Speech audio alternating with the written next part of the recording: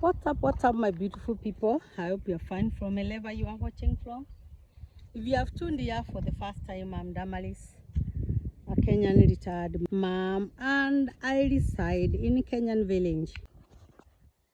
Today I woke up so early and I started tidying my store, and I'm banning anything that I don't use and it's bad.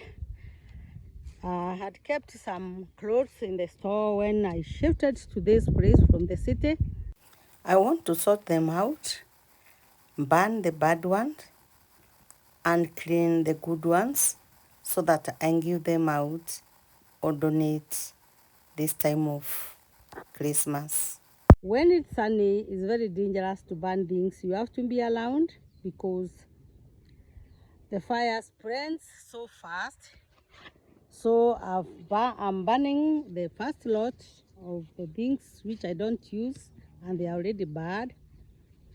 Here there are so many lads, and it happened that there are lads which invaded my store and they damaged or they spoiled most of the things there, even clothes. So guys, I'm burning them.